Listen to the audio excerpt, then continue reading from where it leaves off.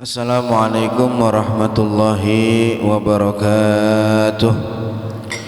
Al-Fatihah hadratin Nabi Muhammadin sallallahu alaihi wasallam wa ila alihi wa ashabihi wa azwajihi wa dhurriyyatihi wa ahli baitihi wa ansarihi wa asharihi thumma ila arwahil awliya wa syuhada'i was salihin wal a'immatil mujtahidin wal ulama'il amilin wa masyayikhina fid din Susanilah al-Imam Ibrahim al-Bayjuri wal Syekh Muhammad Nawawi bin Umar al-Bantani al-Jawi wa usulihim wa furu'ihim thumma ila arwahi walidina wa masyayikhina wa muallimina wa dhabil huquqi alaina wa jami'il muslimina wal muslimat wal mu'minina wal mu'minat adkhilillahumma alal jami' fi kuburihim ar-rawha wal rayhan wal fushata wal ridwan wal bisharata wal aman bi jiwarika fi rafi'il jinan innaka karimun mannan wa ila hadratin nabi Muhammadin sallallahu alaihi wasallam bisirril Fatihah. A'udzu billahi minasy syaithanir rajim. Bismillahirrahmanirrahim.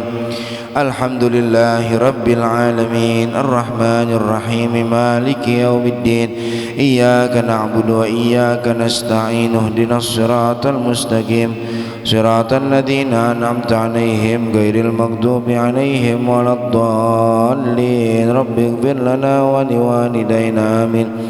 Ya Rabbi bil Mustafa balligh maqasidana waghfir lana ma madha ya wasi'al karami. Ya Rabbi bil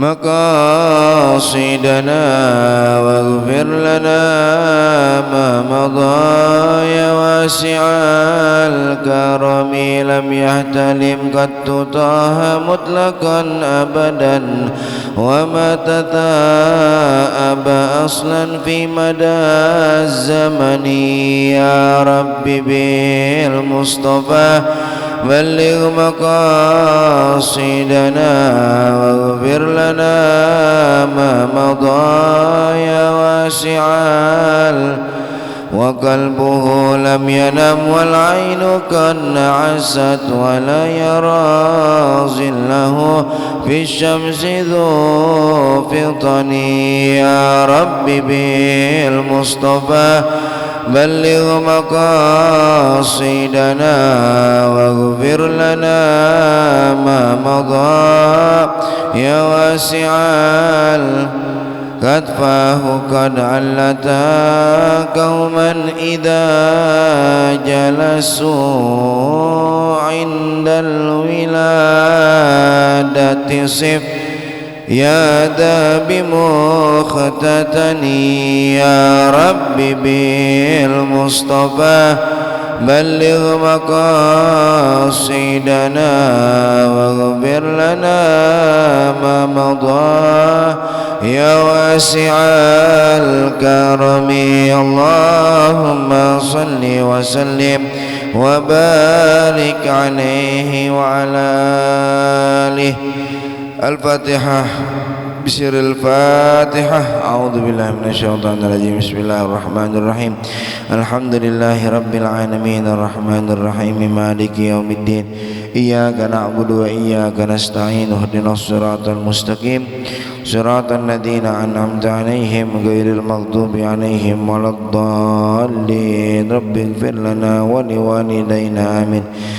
Bismillahirrahmanirrahim. Alhamdulillahi rabbil alamin wassalatu wassalamu ala sayyidina wa maulana Muhammadin wa ala alihi wa sahbihi ajma'in. Amma ba'du. Fakana al-imamul muallifu rahimahullahu ta'ala wa adaman naf'a bihi wa bi barakati ulumihi wa bikum fid dharaini amin. Qala radhiyallahu anhu. Bismillahirrahmanirrahim. Alhamdulillahi rabbil alamin wassalatu wassalamu ala rasulillahi sallallahu alaihi wasallam wa ba'du. Fayaqulu faqiru rahmati rabbihil khabiril basiri Ibrahimu al-Bajuriyu dzut taqsiri talaba minni ba'dul ikhwani aslahallahu li wa lahumul hala wa sya'na an aktuba lahu risalatan latifatan tashtamilu ala sifatil maula wa addadihi wa ma yajuzu fi haqqihi ta'ala wa ala ma yajibu fi haqqir rusuli wa ma yastahilu fi haqqihim wa ma yajuzu. Fa ajabtuhu ila dzalika faqultu wa billahi taufiqu yajibu ala kulli mukallafin ila akhirih wallahu a'lam bissawab. Bapak Ibu jamaah Masjid Jami Al-Murtada yang dimuliakan Allah Subhanahu wa taala, alhamdulillah tsumma alhamdulillah, di pagi hari ini kita masih dapat diberikan nikmat Allah taala, nikmat iman, nikmat Islam, nikmat sehat wal afiah, serta dua nikmat yang agung yang diberikan kepada kita, yakni nikmat hidayah dan taufiknya, sehingga kita bisa melaksanakan ibadah rutinitas kita di pagi hari ini, yaitu ibadah salat subuh berjamaah serta ibadah thalabul ilm, yakni menuntut ilmu di Masjid Jami Al-Murtada ini. Pada kesempatan kali ini Bapak Ibu, izinkan Al-Fakir untuk sharing terkait tentang tauhid. Ini Al-Fakir ambil dari kitab Tijanud Darori yang dikarang oleh Al-Imam Ibrahim Al-Bajuri. Yang tadi barusan Al-Fakir baca mukaddimah awalnya, ini merupakan kitab tauhid, yang mana tauhid ini salah satu ilmu yang masuk ke dalam hadits Rasul sallallahu alaihi wasallam, talabul ilmi fardhatun ala kulli muslim. Nuntut ilmu, mencari ilmu itu wajib atas setiap individu muslim. Maka termasuk daripada ilmu yang wajib dicari oleh tiap individu muslim adalah ilmu tauhid. Maka pada kesempatan kali ini insyaallah kita akan membahas tauhid, yakni sifat-sifat Allah yang 20 yang wajib dan yang mustahilnya, serta nanti ada yang berkaitan dengan sifat wajib bagi Rasul dan mustahil bagi Rasul. Al-Imam Bajuri beliau katakan, alhamdulillahi rabbil alamin, segala puji hanya milik Allah Subhanahu wa ta'ala, Tuhan semesta alam. Saudara, kalau kita belajar ilmu gramatika bahasa Arab, kalau di dunia pesantren lebih dikenal dengan ilmu nahwu. Kalau kita belajar ilmu nahwu, alif lam itu ada yang namanya alif lam lil ahad, alif lam lil istighraq. Apa itu alif lam istighraq? Alif lam yang menenggelamkan seluruh jenis-jenis kata yang kemasukan olehnya, ditenggelamkan, dihabiskan. Contoh saudara, karena di sini nggak ada papan tulis ada. Ada. Hamdu itu kan pujian. Dimasukkan kata alif lam, yakni alhamdu. Maka alif lam tersebut berfaedah lil istighraq, menenggelamkan semua pujian lillahi ta'ala, itu milik Allah Subhanahu wa ta'ala. Ini yang kaitannya dengan tauhid nanti saudara. Alhamdulillah.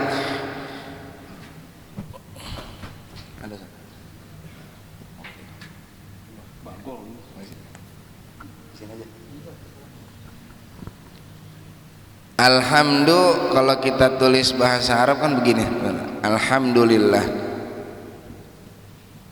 Alhamdulillah. Hamdu itu kan artinya pujian. Dia kemasukan kata alif lam di sini nih.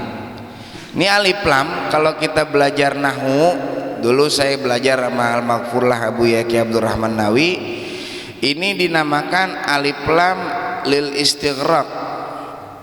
Alif lam lil istighraq. Alif lam istighraq itu menenggelamkan semua jenis-jenis aprot-aprot, individu-individu yang kemasukan alif lamnya. Alhamdulillah segala. Itu arti segala dari mana? Dari alif lam. Menenggelamkan atau menghabiskan semua pujian itu hanya milik Allah Subhanahu wa taala. Karena begini Pak, Bu.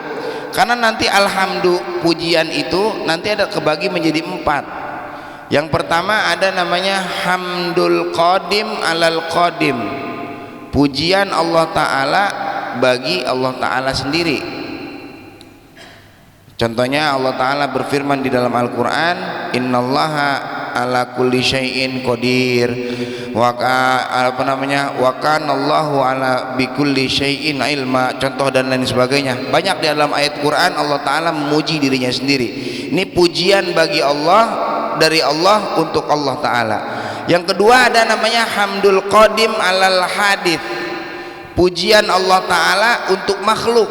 Ini banyak dalam Al-Quran, diantaranya Allah puji Nabi Muhammad, innaka la'ala khuluqin azim. Sungguh engkau wahai Muhammad memiliki budi pekerti, akhlak yang luhur, akhlak yang tinggi, akhlak yang agung. Ini pujian dari Allah untuk makhluknya, yakni Nabi Muhammad. Yang ketiga ada hamdul hadith alal qadim. Pujian makhluk bagi Allah Ta'ala. Ini pujian kita nih. Mau doa alhamdulillahirabbil alamin, segala puji ini kita muji Allah taala. Yang keempat hamdul hadith alal hadith, pujian makhluk untuk makhluk. Contohnya kita ngomong sama teman kita, lu ganteng banget sih bang. Nah ini kan namanya pujian.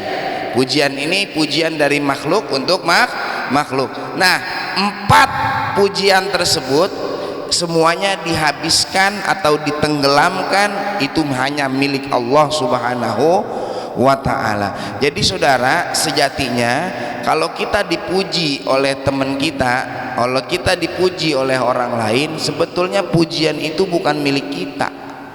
Pujian itu sebetulnya haknya milik Allah Subhanahu wa ta'ala.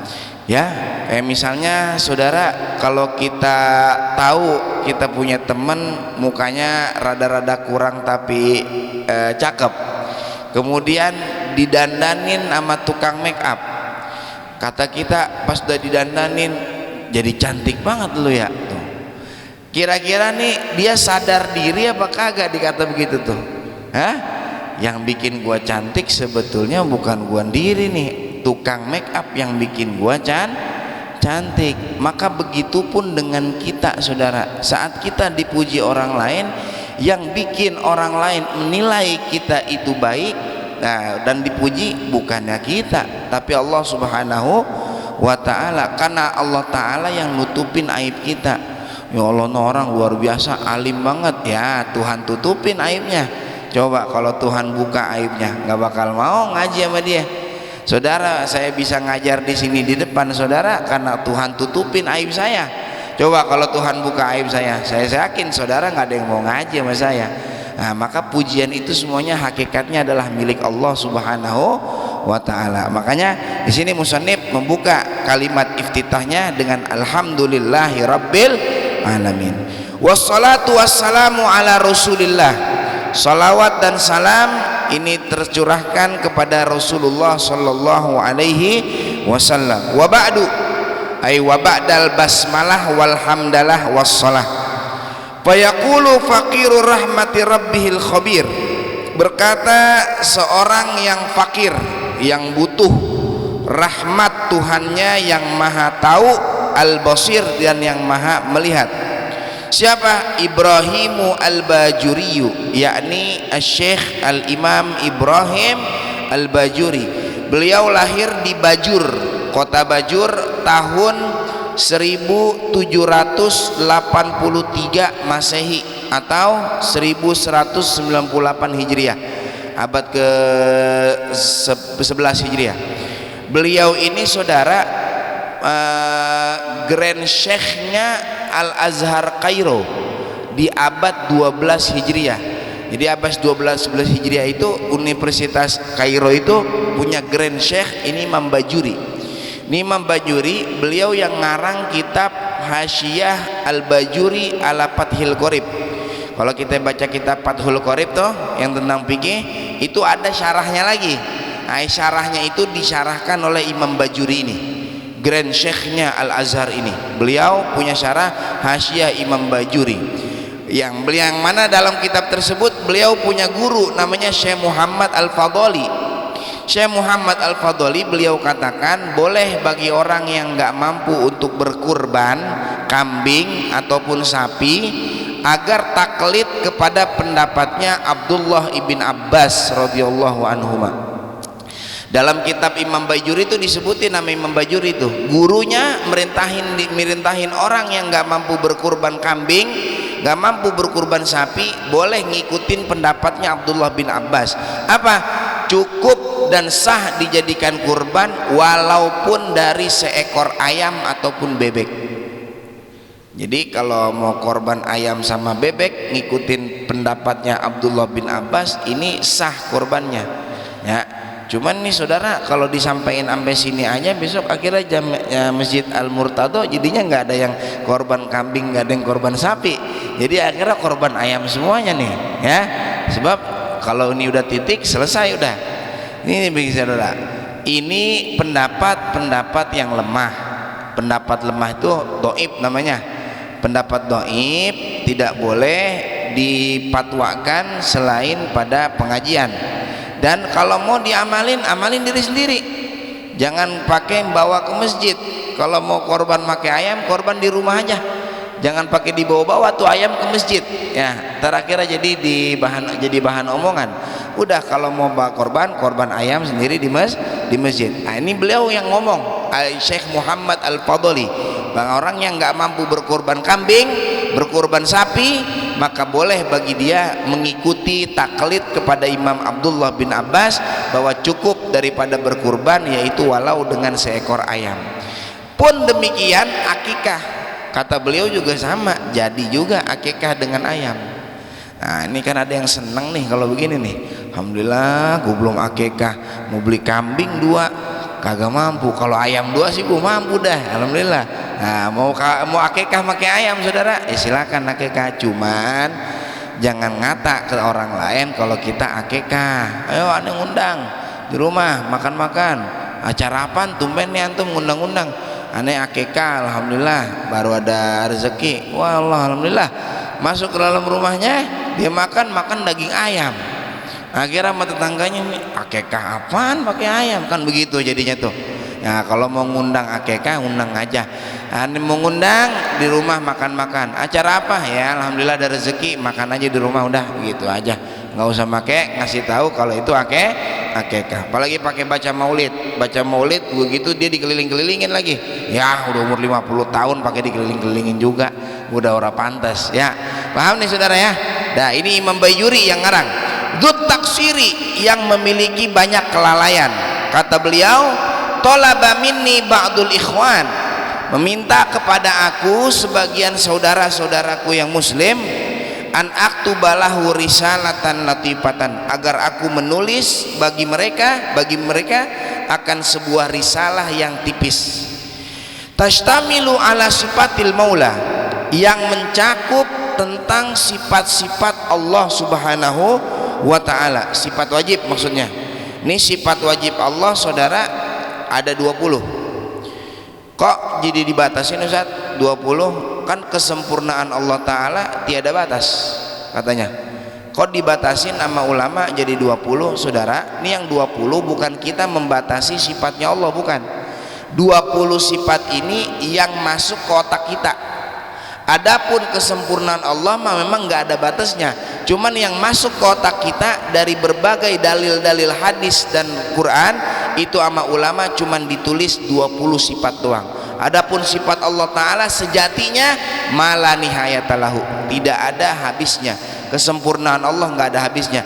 Yang 20 ditulis oleh ulama yang masuk ke otak manusia doang, sisanya nggak masuk ke otak manusia. Bukan berarti Allah Ta'ala kita batasin sifatnya 20 nih, bukan. Ini perlu digarisbawahi. Terakhirnya sama tetangga kita yang belah kiri yang bid'ahin maulid, dia bilang, liatin ahlu sunnah no, masa sifat Tuhan dibatasin 20 doang. Nah, bukan batasin 20 sifatnya. 20 ini yang kita pelajarin, yang masuk ke otak kita. Adapun sifat Allah Ta'ala ini tidak ada batasnya, kesempurnaannya nggak ada batas. Jelas saudara ya? Paham? Wa adadihi, dan lawan-lawannya. Mustahil, sifat mustahilnya Allah Ta'ala 20 juga. 20 tambah 20 berapa tuh? 40. Wa ma yajuzu fi haqqihi ta'ala, dan barang yang jaiz, barang yang jaiz, sifat yang boleh, yang jaiz. Jaiz itu boleh ada, boleh kagak. Ini cuman satu. 40 ditambah 1 berapa? 41. Wa alama yajibu fi haqqir rusul, dan apa yang wajib pada zat, pada diri Rasul ada 4. Kalau pada Rasul sifat wajibnya ada 4. 41 tambah 4 berapa? 45. Wa ma yastahilu fi haqqihim, dan apa yang mustahil pada diri Rasul ada 4 juga. 45 tambah 4 berapa? 49. Wa ma yajuzu, dan apa yang jaiz pada diri Rasul ada 1. 49 tambah 1 berapa? Nah, ini yang dimaksud dalam Ahlus Sunnah saudara, 50 aqaid. Jadi yang dimaksud 50 aqaid ini terdiri dari 20 sifat wajib Allah, 20 sifat mustahil Allah, 1 sifat jaiznya Allah, 4 sifat wajib Rasul, 4 sifat mustahil Rasul, dan 1 sifat jaiz Rasul. Ini yang 50 semuanya terangkum pada la ilaha illallah Muhammadur Rasulullah. Makanya orang yang baca la ilaha illallah Muhammadur Rasulullah itu 50 aqaid itu habis saudara. Habis di situ dijelaskan la ilaha illallah Muhammadur Rasulullah. La ilaha illallah 41. Muhammadur Rasulullah 9. 41 tambah 9 50 sifat. Ini yang wajib kita pelajari sebagai individu muslim. Kita masuk saudara ke dalam. Yajibu ala kulli mukallafin, wajib atas setiap mukallaf. Apa sih mukallaf itu? Mukallaf itu saudara artinya orang yang beragama Islam, berakal dan sudah baligh, itu mukallaf. Ini saya mau tanya nih, yang hadir di sini Bapak Ibu semuanya orang Islam bukan? Islam. Kemudian berakal enggak? Berakal. Saya mau tanya lagi Bapak Ibu, udah pada balik belum?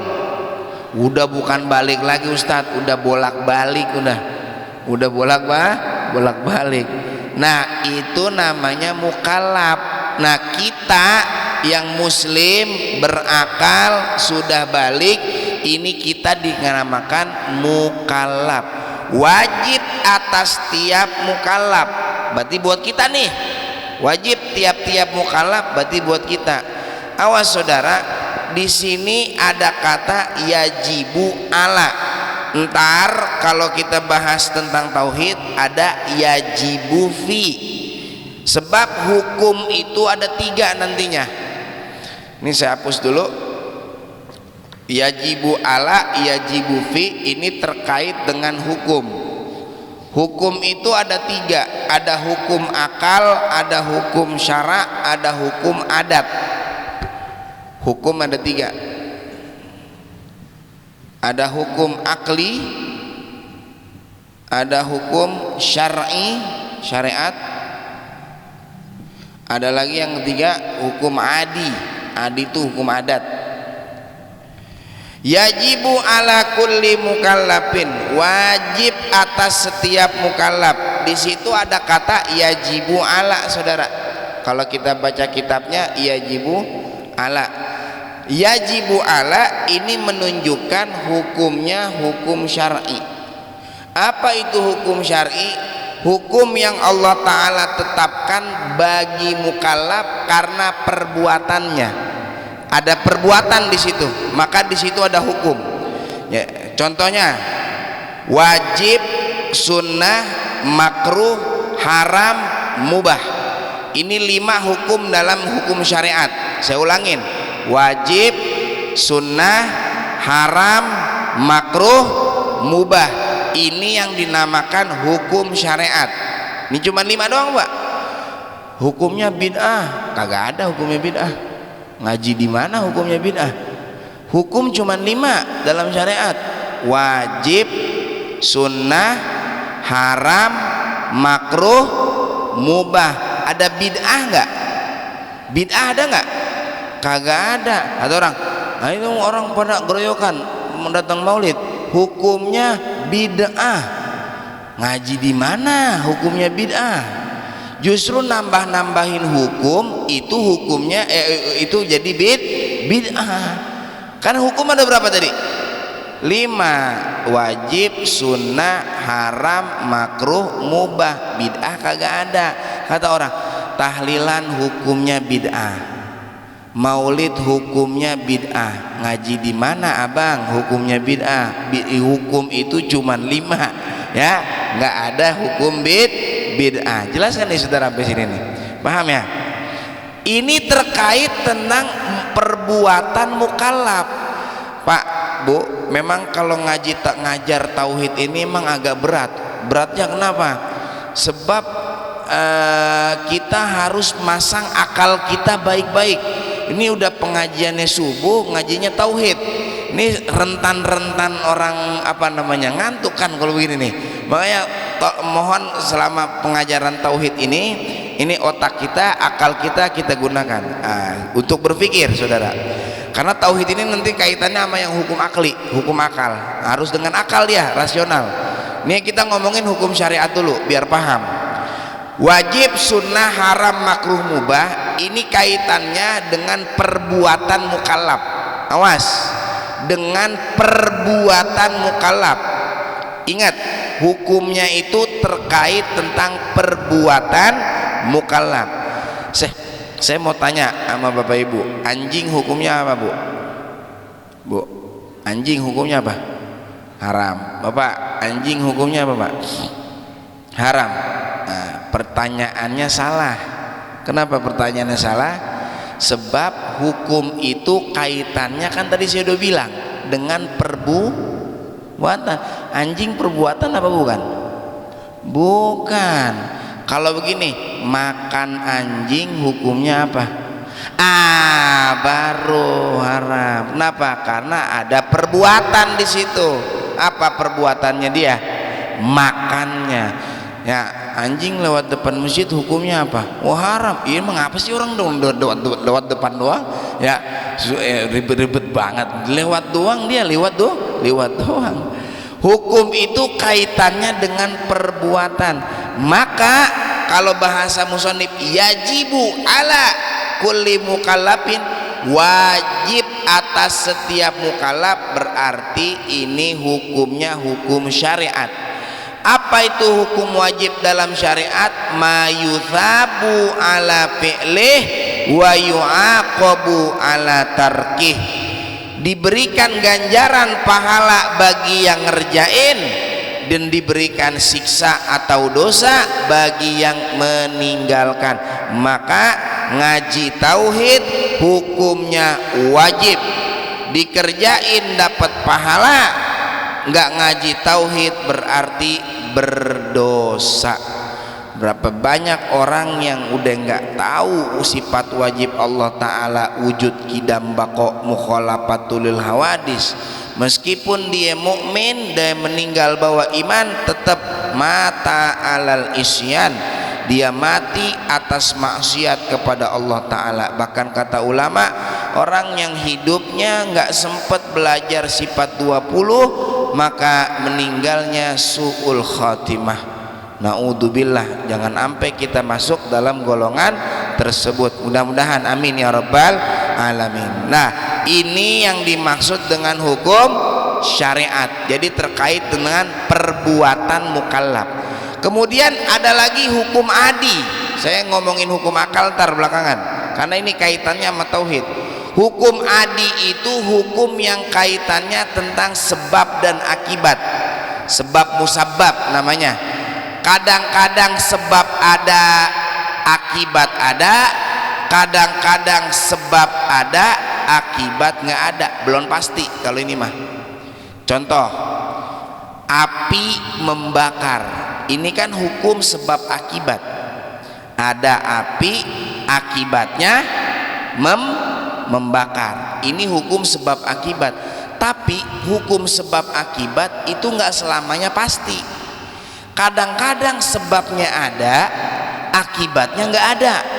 Atau sebabnya nggak ada, akibatnya ada. Mana contohnya? Ada api tapi tidak membakar. Kan saya bilang ini ngaji tauhid, ini agak mikir ini saudara. Ada api, berarti kan ada sebab, tapi tidak ada membakar, berarti nggak ada akibat. Mana Nabi Ibrahim saat dibakar sama Raja Namrud, apa apinya? Ada nggak apinya?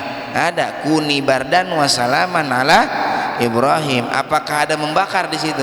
Nggak ada. Pisau memotong, kan gitu tuh.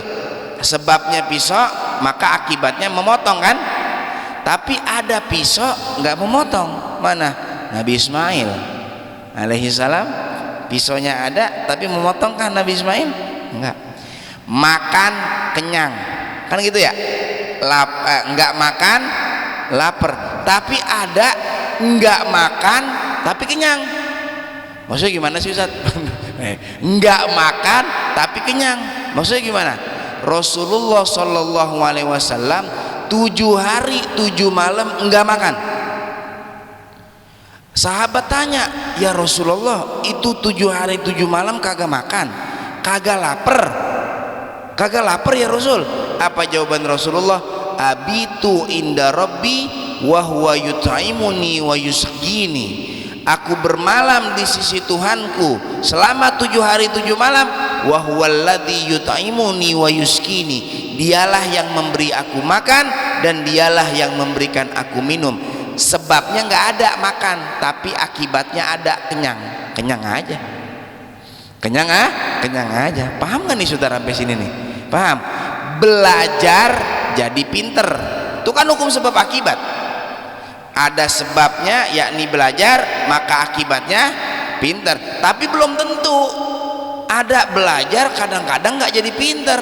Berapa banyak orang mondok pesantren 12 tahun pulang ke rumah jadi penipu saudara. Nggak jadi pinter. Artinya kan hukum adat belum pasti. Belum pasti. Dagang, awas, dagang untung pasti apa enggak pasti. Ada orang dagang malah rugi. Ya, ini namanya hukum sebab akibat. Ini yang dinamakan dengan hukum adat. Ada obat maka ada sembuh. Ini kan hukum sebab akibat. Sebabnya obat, akibatnya sembuh. Tapi ada obat kadang-kadang nggak ada sembuh. Minum berobat berapa kali, bertahun-tahun orang kena penyakit berobat, ada yang kagak ada yang sembuh, kagak ada yang sembuh. Ada aja yang kagak sembuh kan? Ada orang yang kagak berobat malah jadi sembuh, kan gitu. Contohnya kita puyang dikit, kagak minum obat sembuh aja. Ini kan berarti namanya hukumnya hukum sebab akibat, dan hukum tersebut tidak pasti. Nah yang terakhir, yang ketiga, hukum akli. Nah ini hukum akal. Ini yang menjadi pembahasan di dalam tauhid Bapak Ibu. Makanya kenapa saya jelasin hukum akli, hukum terakhir, karena ini yang terkait tentang hukum di dalam tauhid ini. Hukum akli ini hukum yang digunakan oleh akal rasional kita. Nah ini terbagi menjadi 3. Sebelum saya masuk lagi ke dalam pembahasan, ini kebagi lagi menjadi 3. Wajib, mustahil, sama jaiz. Wajib, mustahil, jaiz. Ada namanya wajib akli, mustahil akli, jaiz akli. Ini hukum akli nih, akal. Coba diperhatikan dulu. Apa itu wajib akli? Wajib akli itu adalah akal memastikan keberadaan sesuatu tersebut, dan mustahil akal menerima ketiadaannya. Secara akal nggak masuk akal. Ketiadaannya nggak masuk akal. Contoh. 1 tambah 1 berapa? 2. Dua itu namanya wajib akli, karena akal memastikan wajib hasilnya dua. Kalau nggak dua, mustahil secara akal kita. 1 tambah 1 berapa? 3, mustahil, nggak mungkin. Secara akal pasti harus 2, nggak mungkin 3. Ini namanya hukum apa nih? Wajib akli.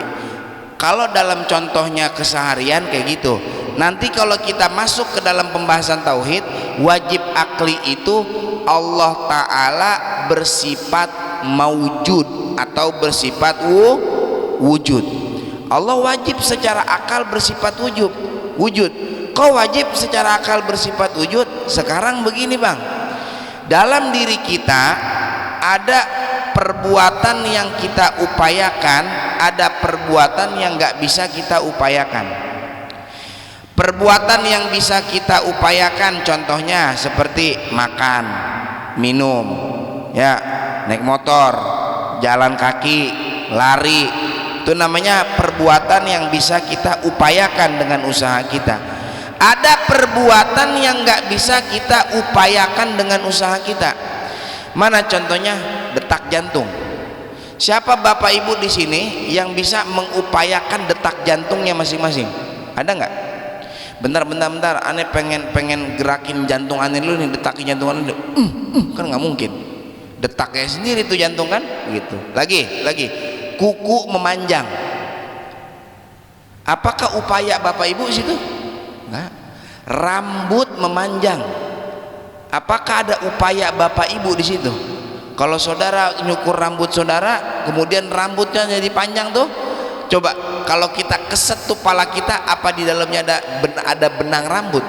Kan nggak ada. Berarti bukan upaya kita, tapi itu terjadi. Gigi kagak manjang-manjang segitu-gitu aja. Berarti kan ada yang nyetopin. Coba kalau bapak ibu giginya terus panjang terus kayak rambut kagak dipotong-potong, madang susah kan gitu ya. Alis kagak mulur-mulur segitu-gitu aja, berarti kan ada yang nyetopin. Itu apakah upaya kita? Oh bukan, berarti ada yang berbuat selain kita. Siapa tuh kira-kira yang berbuat? Lah itulah secara akal. Oh ini ada yang berbuat secara akal. Nggak mungkin nggak. Siapa ini yang berbuat? Allah Subhanahu wa ta'ala. Allah ada? Ada. Ente udah pernah lihat? Belum pernah sih. Ya masa iya barang yang ada nggak kelihatan bang? Emang semua yang ada mesti kelihatan? Enggak. Barang yang ada, barang yang wujud belum tentu terlihat, belum tentu. Kita nenamu ke rumah teman kita ngomong assalamualaikum, nggak ada jawaban. Assalamualaikum 2 kali, nggak ada jawaban. 3 kali assalamualaikum, tetangganya keluar, lagi keluar kali bang, orangnya nggak ada di rumah, ada di dalam. Lah emang abang tahu ada di dalam? Kan belum nemu. Ini sendal yang biasa dipakai sama dia di depan rumah ada. Berarti kan ada orang di dalam meskipun nggak kelihatan, tapi dia yakin ada karena ada tandanya. Apa tandanya dia saudara? Sendal. Apalagi sama motor-motornya, waduh pasti nggak ada keluar, pasti di dalam rumah. Lagi begini saudara, lu mau payak? Mau ambil lo kebun, petik kebun gua. Kira-kira yang kita petik yang masih pentil apa yang matang? Matang. Saudara tahu nggak matangnya itu payah dari mana? Karena matang itu kan barang di dalam. Barang di dalam nggak kelihatan. Karena nggak kelihatan ada tandanya. Apa tandanya saudara? Kuning. Tuh kuning namanya tanda keberadaan matangnya pepaya. Begitupun Allah Ta'ala. Allah ada secara akal. Mana dalilnya Allah Ta'ala ada? Yaitu adanya alam semesta. Nggak mungkin nih alam semesta segini hebatnya diciptakan kalau nggak ada yang menciptakan. Siapa yang menciptakan berarti kalau begitu? Allah Subhanahu wa ta'ala. Nih lekar Ustaz, saya nggak tahu nih Ustaz, yang nyiptain siapa nih, yang bikin lekar siapa nih, saya nggak tahu nih. Tapi saya yakin yang bikin ada, walaupun saya nggak pernah ketemu sama orangnya. Siapa ke orangnya saya nggak tahu, tapi saya yakin yang bikin nih lekar ada. Kenapa saudara? Karena ada ciptaannya. Mana ciptaannya? Nih lekar. Nah ini namanya wajib akli. Secara akal mustahil Allah Ta'ala nggak ada. Akal akan menolak kalau Allah Ta'ala itu nggak ada, menolak. Dan akal memastikan bahwa Allah Ta'ala itu ada. Ini namanya wajib akli. Nah ini yang menjadi pembahasan 20 sifat wajib akli bagi Allah Ta'ala.